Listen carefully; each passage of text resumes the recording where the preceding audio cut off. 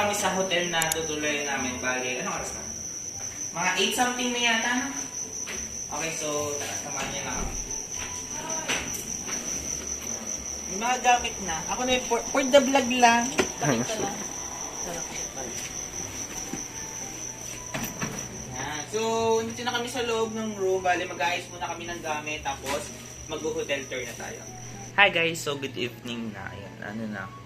10:13, ang tulog. 10:13 na, so nandito ako sa loob ng hotel. Inayos ko muna yung maleta kong dala. Kasi nakamaleta. Ako lang yung nakamaleta sa amin para hindi masikip, para hindi kalat yung gamit. Tsaka wala akong malaking bag, so maleta. So inayos ko muna, papakita ko sa inyo. Ayan, ito pasalubong ko to sa aking family. Ito ay mga damit. Tapos ito ay yung native na bawang dito sa Ilocos. Actually, 1 kilo to 100 pesos. Ito, mga damit, 1.6 ang napamili ko dito sa Pagudpud. So, dadagdagan pa natin yan, kaya may space dyan na mga iba pang pagkain. Pinag-plastic-plastic ko sila. Actually, ito yung mga hindi ko nagamit na damit. Ito naman yung towel. Isang beses ko lang siya nagamit na nag-swimming ako sa Blue Lagoon kasi, ayan, may pa-free towel dito. Tsaka sabon.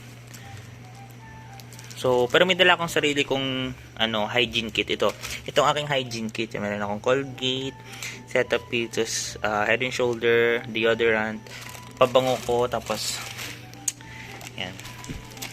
Ito, aloe vera, to panlagay sa mukha, tapos Dove. Ayan yung aking personal hygiene kit ko. Black short.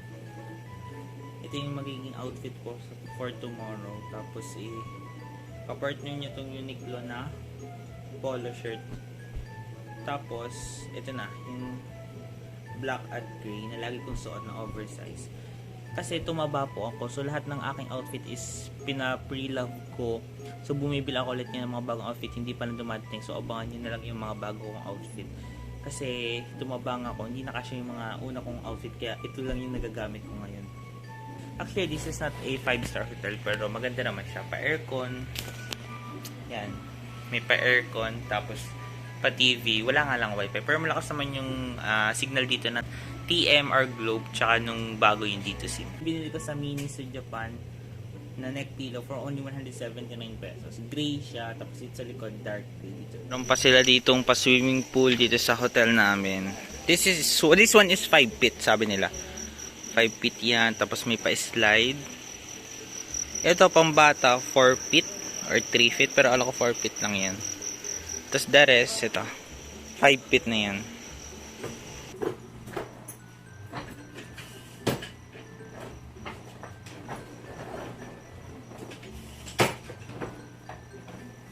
Katabi ko si Josh dyan.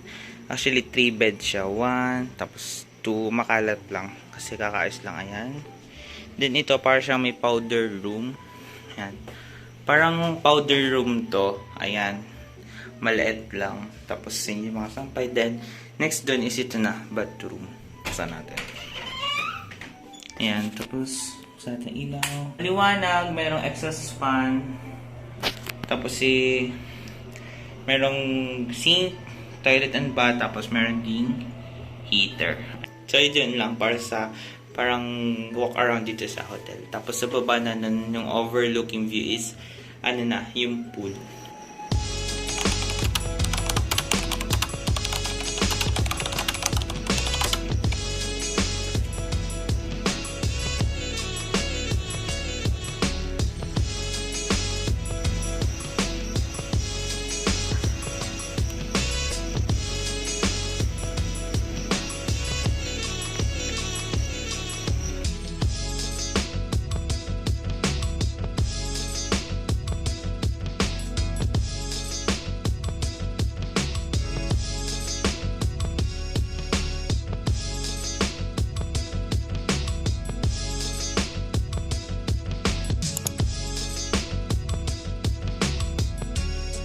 At rin na po si Cardo Dalisay.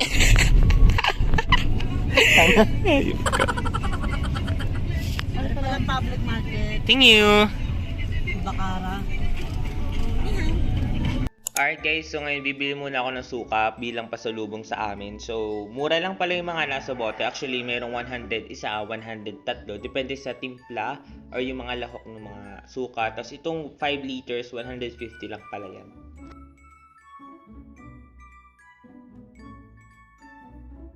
Guys, nandito kami sa may Ilocos pa rin. Bibili lang kami ng mga pasalubong like minatamis, ganun. May pa-pre-taste silang ganito. Parang Shanghai, pero ang loob niya ay mani. Yan, wala nang sakit na yan. Oh. Ang tawag dito? Torones de Mani. Torones de Mani. Torones de mani. Torones de mani. Pre-taste ng macarons. Lagi siya, macarons. Ilan yung pieces yung laman niya? Pangpangpos. Ang dahil pa daw. 4-star. Daming pasalubong. Hindi, I mean, Pre-taste yung kalamay. nasan yung product? Uy, patikin. 100 ang... Ito na po. Ito na. Sige na kayo. Masarap po siya. Patikin mo na po. Ano yung kalamay? Ayun na. Ayun. Anong lasa niya? Parang bukayo? Hindi. Hindi. Ano siya? Konti lang. Ang ganda pa rin. Parang nila pa. Bili na kayo ng 100 lang. Masyadong pa. Ano yun? Ginagawa pa lang po yun. Hindi kayo lang 100 at ng ganito. Ito pre-taste. May mga flavor ka. Release po. Garlic, barbecue, chicken. Yes, ma'am. Patay mo ng garlic. Ano po? Yung 300 pwede magkakaiba ng flavor? Ay, yung 100? Ito garlic? Actually guys, hindi na kami bumili. For the pre-taste na lang talaga yung nangyari dito sa video na to. So, longganisa lang yung binili ko dito sa vegan. Hindi na ako bumili nung bagnet kasi natikman ko na rin sa free taste. Ikaw naman yun.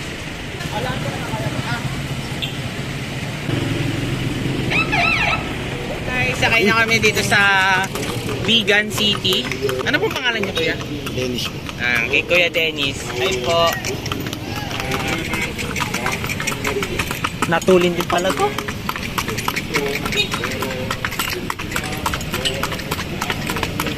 Sadyang hindi na nawala ang kalesa dito sa vegan na po. Kasi talaga pre-reserve na concept.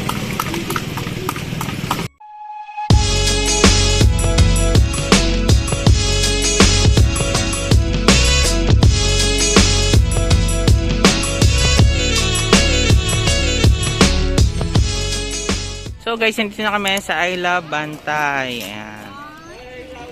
Bantay Watchtower. Wow.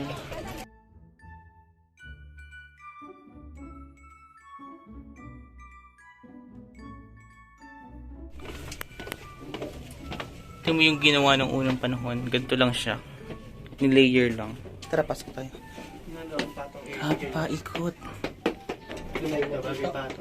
Facing South China Sea.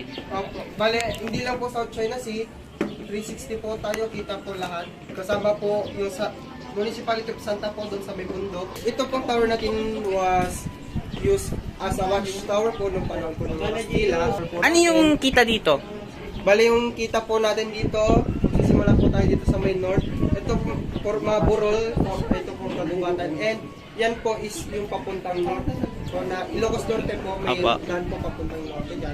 Then dito naman po sa may part po dito, sa may west po, is now sa West Philippines or South China Sea. Ha? Ito na. Yes po. Yan ang po. Okay. Tapos, anong bundok po ito? Ito, bundok po is sa Ilocos region pa rin po. Ah, Ilocos pa rin. Sa likod na po niyan is yung Cordillera po. Okay.